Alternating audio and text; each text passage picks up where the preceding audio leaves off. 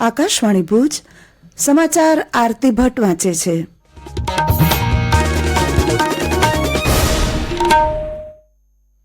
નમસ્કાર। રાજ્ય સરકારે ખેડૂતોને બાગાયતી ખેતીમાં અદ્યતન તાલીમ અને માર્ગદર્શન આપવા માટે 4 નવા સેન્ટર્સ ઓફ એક્સલન્સ સ્થાપવાનો નિર્ણય લીધો છે। 40 કરોડ રૂપિયાના ખર્ચે અમરેલી, દાહોદ, બનાસકાંઠા અને ગાંધીનગર જિલ્લામાં આ કેન્દ્રો સ્થાપવામાં આવશે।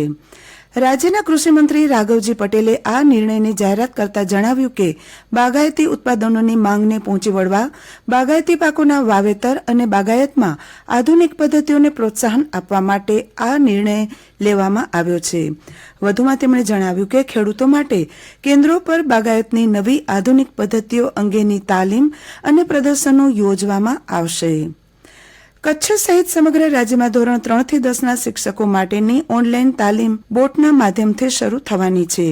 તાલીમ અંગે શિક્ષકોને જાણકારી મળે તે હેતુથી GCERT દ્વારા ટેલિકોન્ફરન્સનું આયોજન કરવામાં આવ્યું છે, જેમાં Gujarat council of education research and training દ્વારા આ કોર્સ વિશે અને તેમાં કઈ રીતે જોડાઈ શકાય તે અંગે વિગતવાર સમજ આપવામાં આવશે।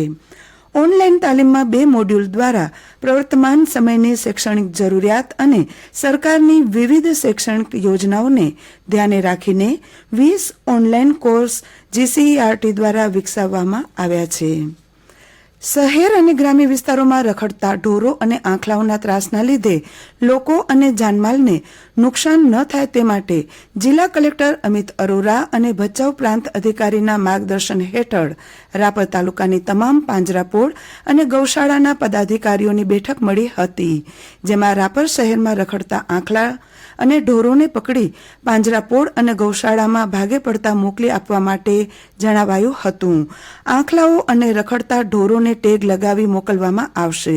તદુપરાંત માલિકીના ઢોરો માટે સૂચના આપવામાં આવશે અને કડક ચેતવણી વચ્ચે માલિકીના ઢોરો જો રખડતા મળશે તો કડક કાર્યવાહી કરી પોલીસ કાર્યવાહી કરવામાં આવશે, એમ આ બેઠકમાં સૂચના અપાઈ હતી। રાપર ડેપોની આણંદ રાપર રૂટની બસ આણંદથી રાપર આવતી હતી ત્યારે રાત્રે 1:30 વાગે રાધનપુરથી પહેલા ગોચનાથ ગામ પાસે સામેથી આવતી ટ્રક સાથે ધડાકાભેર અથડાતા સ્થળ પર જ બસના ડ્રાઈવર અને કંડક્ટરનું મૃત્યુ થયું હતું। બંને રાપર ડેપોના કર્મચારી હતા। ટક્કર એટલી જોરદાર હતી કે ટ્રકના ડ્રાઈવર ક્લીનર પણ મૃત્યુ પામ્યા હોવાનું જાણવા મળ્યું હતું। કચ્છ જિલ્લાની તિજોરી ખાતેથી બેંક મારફતે પેન્શન મેળવતા પેન્શનરોએ હયાતીની ખરાઈ કરાવેલી ન હોય તે પેન્શનરોએ જે શાખામાં ખાતું હોય તે બેંક શાખામાં જઈને નિયત નમૂનામાં ફોર્મમાં બેંક સત્તાવાળાની રૂબરૂમાં સહી કરીને હયાતીની ખરાઈ કરાવવાની રહે છે। જે પેન્શનરો દ્વારા જુલાઈ માસ સુધીમાં હયાતીની ખરાઈ કરાવવામાં ન આવે અથવા હયાતીની ખરાઈ કરાવેલી હોય પણ તેનું ફોર્મ બેંક દ્વારા તિજોરીમાં મોકલવામાં ન આવે તો તેવા પેન્શનરોનું માહે ઓગસ્ટ 2024થી પેન્શનરનું ચૂકવણું બંધ કરવામાં આવશે, એમ જણાવાયું છે। આજના ટેકનોલોજીના યુગમાં સાયબર ક્રાઇમનો કોઈ વિદ્યાર્થી ભોગ ન બને તે હેતુથી માધાપરની શ્રીજી સ્કૂલમાં સાયબર ક્રાઇમ વિશે વિદ્યાર્થીઓને માર્ગદર્શન અપાયું હતું।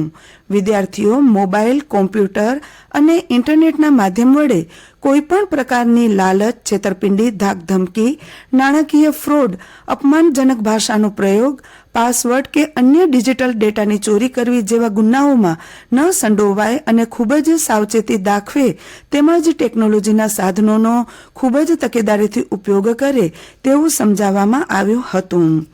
ભચાઉ તાલુકાના જડસા ગામ નજીક આવેલ માણકા વાંઢ પ્રાથમિક શાળામાં બાળ સંસદની રચના ચૂંટણી દ્વારા કરવામાં આવી હતી, જેમાં તમામ પ્રક્રિયા ડિજિટલ માધ્યમથી કરવામાં આવી હતી અને શાળાના વિદ્યાર્થીઓને ચૂંટણી અને મતદાન અંગેની સમજ પ્રેક્ટિકલ દ્વારા આપવામાં આવી હતી, જેમાં વિદ્યાર્થીઓએ રસભેર ભાગ લીધો હતો। ભારતીય રેલવે વિભાગ દ્વારા રેલવે ક્રૂ મેમ્બરો જેમ કે લોકો pilot, assistant pilot, train manager વગેરેને રેસ્ટ રૂમની સુવિધાઓ પૂરી પાડવામાં આવે છે। ગાંધીધામ ખાતે સુવિધાને અદ્યતન બનાવાઈ છે। આ સાથે સમાચાર પૂરા થયા। નમસ્કાર।